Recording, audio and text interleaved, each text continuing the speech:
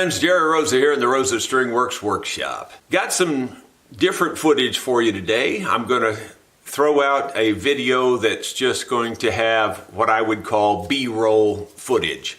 This will just be miscellaneous footage on just about anything and everything around the farm here.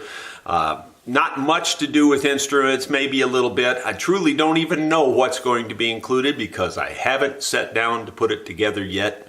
So this is just the intro to what's coming, and I have no idea what that is. Hope you'll enjoy it. But before we get to that, I wanted to give you a real quick status on a couple of things going on here at the shop. First of all, kind of excited because starting this coming Monday, we will have a new apprentice in the shop. And I'm not going to tell you much more about that yet. We'll see how that goes. I'm hoping it's going to go okay. I've let the person know that he will be on probation, basically. So, I mean, like, I'm not telling you anything he doesn't already know. And if it works out, I'll ask him to stay on. And if it doesn't work out, well, I'm going to ask him to pack his bags. So that's just about the way it works, you know.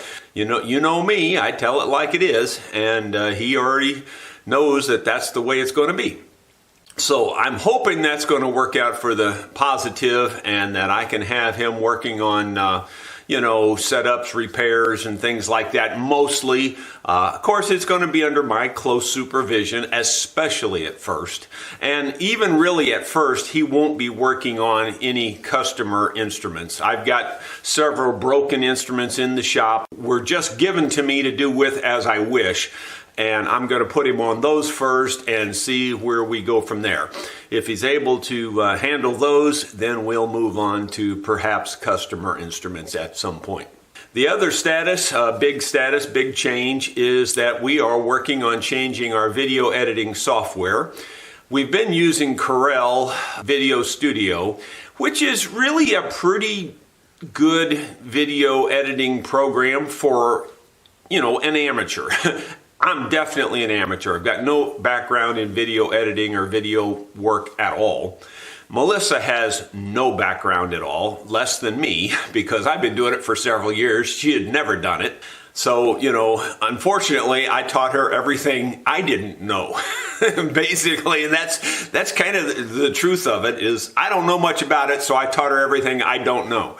But we've decided we're going to try to move to a different software package, and that's what the holdup is on the videos right now. The Corel Video Studio, like I said, is a pretty good editing, but it's, in my opinion, it is just riddled with bugs. You call the company and they deny all the bugs, But on one hand, I sent them a list of about 8 or 10 bugs, and believe it or not, in the next release, about half of those were fixed. And in the next release, another couple of those were fixed. But there are still several bugs that drive me crazy. One of them is on the large videos. And you know me, I put out large videos. Not every time, but often it will not render properly. And, like maybe the last 5 seconds will be screwed up or whatever, on the video. And, after you work hours and hours and hours putting a video together and then hours and hours and hours, trying to render it, all the stuff that you just wouldn't believe how much time it takes. You really, truly wouldn't believe. But after you do all of that work, then to have it just kind of, go in the toilet, if you will, it's just so frustrating. You just can't even imagine how frustrating it is. On that guitar video, the final on that guitar video build was 2 hours long. Well, every time it fails, it takes hours and hours to try again because you've got to re-render it. You got to do, you just wouldn't understand. We're working on learning a new software package called DaVinci Resolve.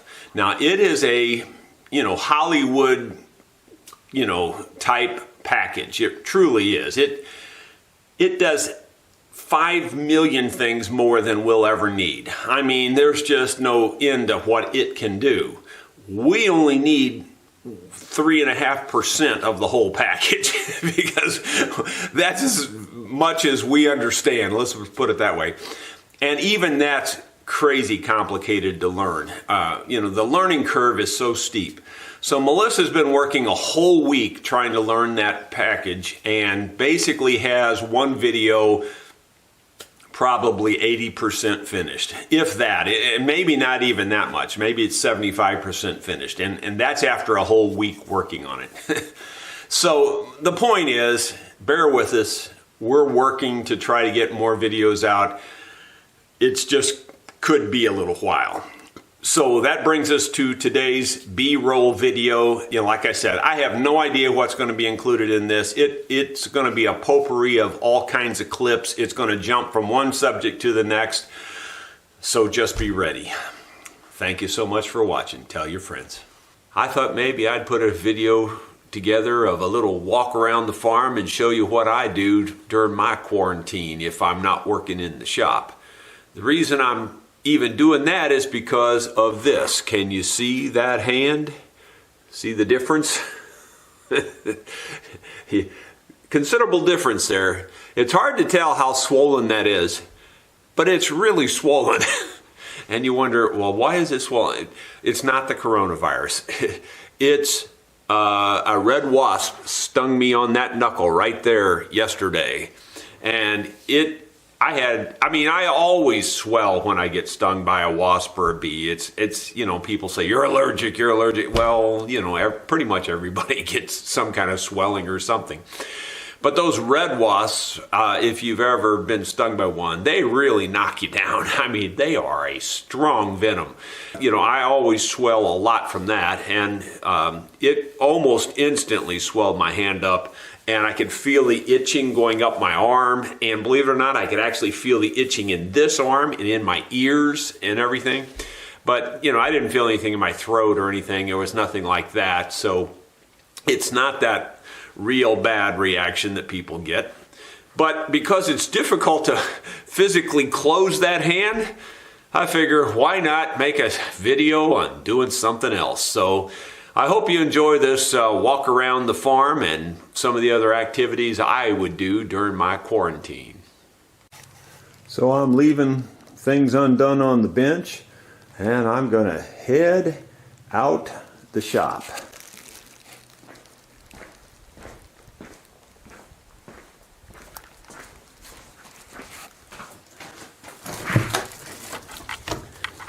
And the first thing you see is another project that I don't have finished. Completely redecking and rewiring, and I put new axles and wheels, everything on this trailer. Completely rebuilt it. So that's just another fun project. Just got it painted. The paint isn't the best by any stretch. I didn't strip it completely down. I just coated it so it would look halfway decent. You might see some of that in a future video.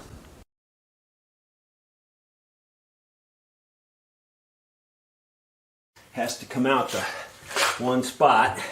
I think we gotta get it down in there better.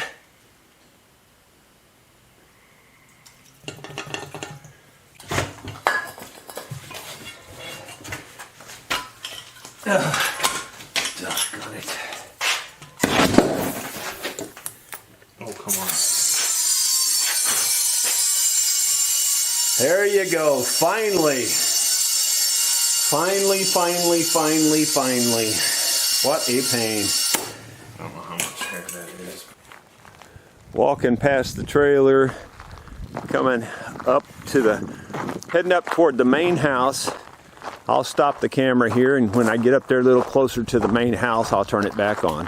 For those of you who are interested in that sort of thing, that's the creek that runs under the house. Pretty much runs full-time, full year around. It's not a sewer, it's a real live spring-fed creek, and it literally runs under the house. That's because they made the house so wide, it goes all the way across the valley. I was the first one to dig around the house back over here so that you could drive around it, as you can see there. What I wanted to show you was some of these different varieties of daffodils that we have on the farm. The wind's going to be a problem, but here's some right here. Kind of a pretty variety of daffodil with the whiter outer flowers and the yellower or oranger inner flower. You guys can judge the colors. I just guess at them. And then we have a bunch of other types up here. Look at this crazy one here. That's quite different. And then some of these are already past their prime. Here's a look at one there. More traditional looking. These are a little more traditional looking here.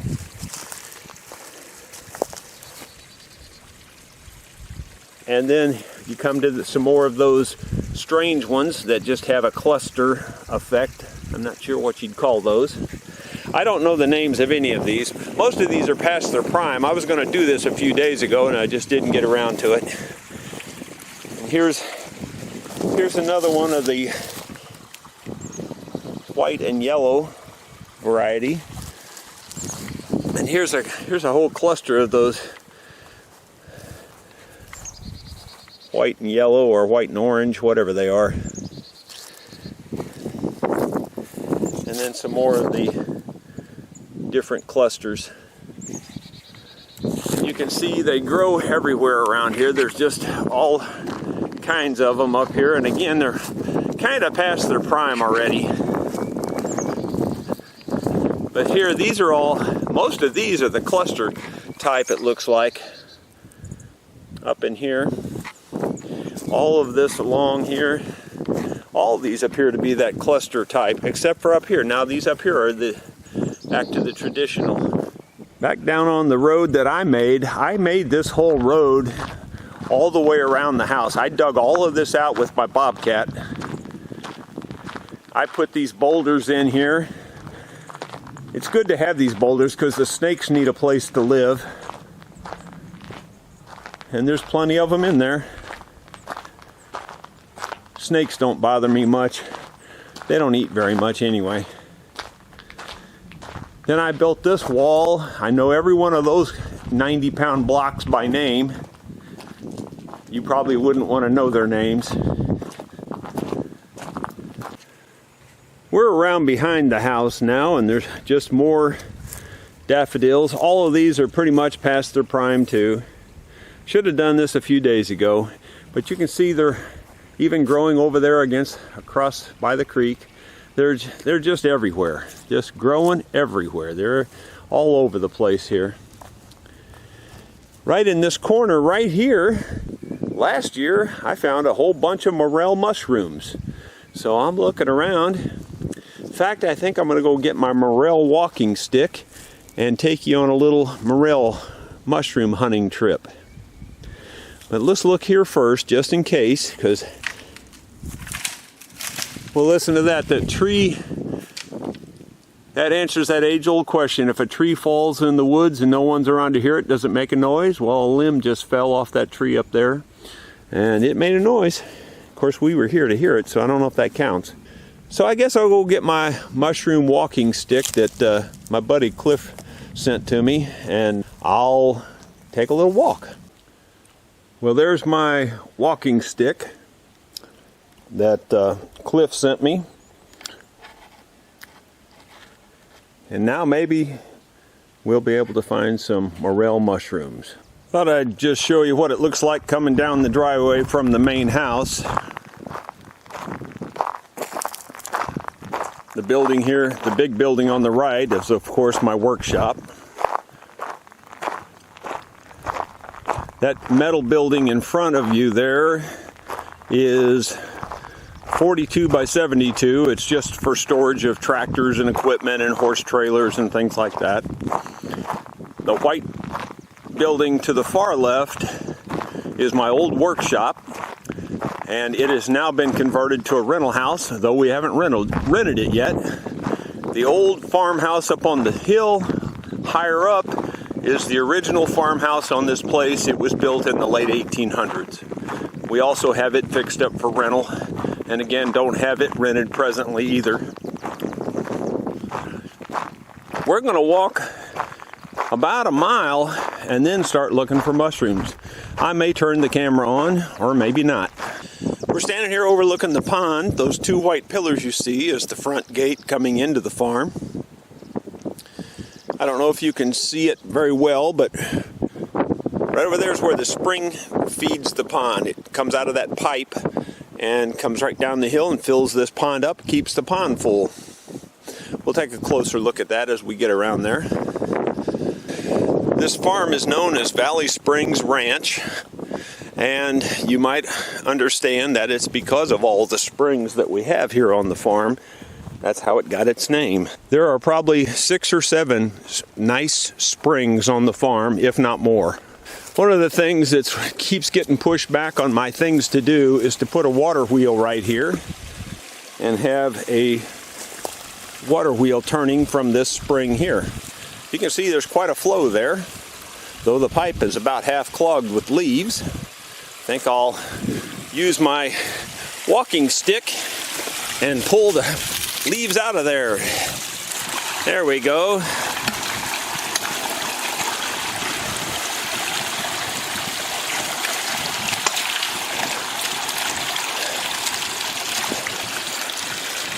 Well, that opened it up a little bit. It'll catch itself up. But you can see that's a pretty good flow for a spring.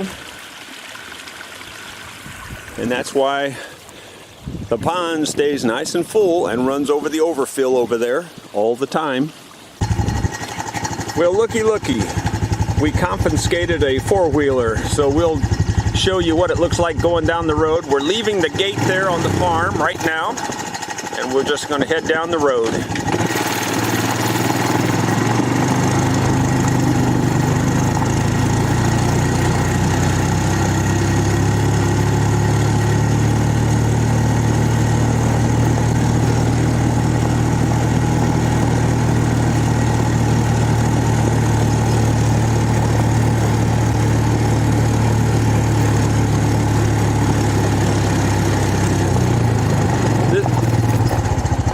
This is my son's place, and he's building a new barn right across the road from his house.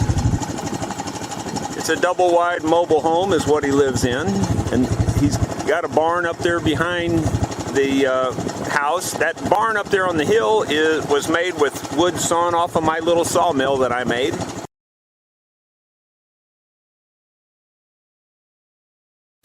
Here's a better look at his building that he's making.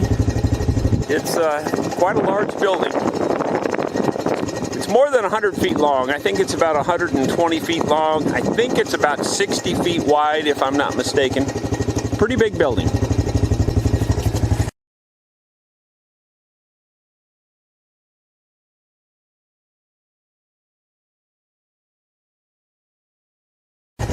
Well, I'm not going to film the rest of this. We're just going to head down this road quite a ways, and I'll turn the camera on when we get where we're going. This railroad track belongs to Fort Leonard Wood, and it runs basically just over to the main line, which is about a mile that way. And so all they do is push things on this track very slowly, and they just connect it up to the main line. This track gets very little traffic and always very slow traffic, so it's never anything real dangerous. But the county road that comes into the farm actually crosses these tracks 3 times because of the way the road winds around and the way the tracks curl around. It's just weird that you actually cross the same track 3 times to get to my farm, and that's in a 3-mile distance. I picked up a hitchhiker on the way. His name is Tyler. He's my oldest grandson. Tyler, how does it feel to be old? Good. Good. And how old are you compared to Isaac? Are you a year older? I'm 2 years older than him. You're 2 years older than Isaac? Well, I'm 10 and he's 8, I think.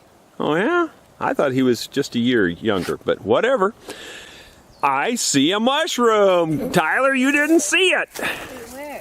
Right here. Look at this. Look at that. There's some more stuff cut off there. But there's a mushroom right there.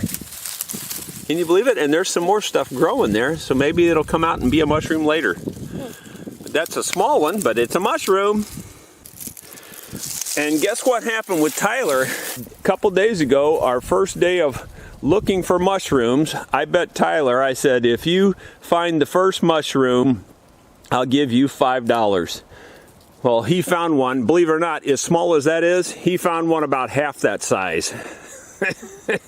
So it was the most expensive mushroom in the history of the world. I paid $5 for a mushroom half that size. Well, keep looking, kid. We might find another one. That was one right there. There might be some more. So let's look around. That was not planned. I know you may think it was, but it truly wasn't. We just stopped here and started looking. And it just so happened we found one. Well, we'll turn the camera back on if we find more.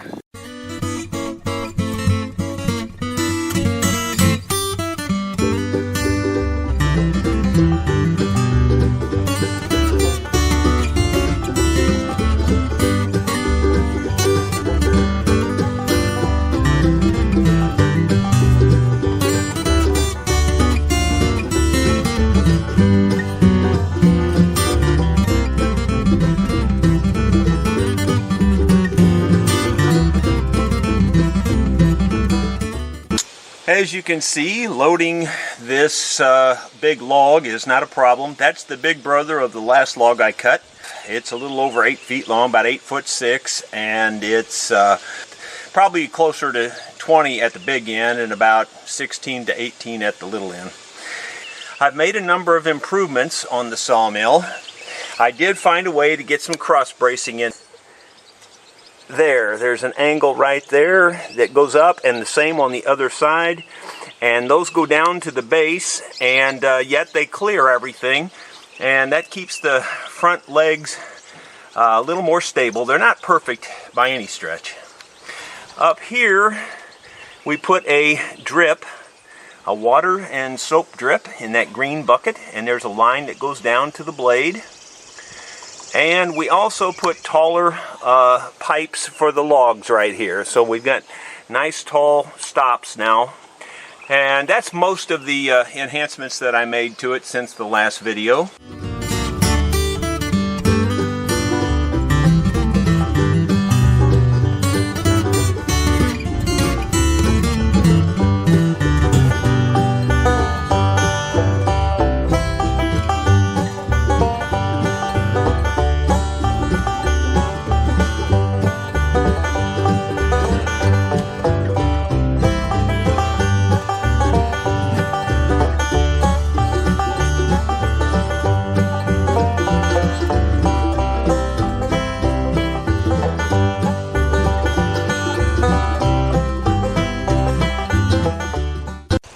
We'll see if we can start her now and finish that cut.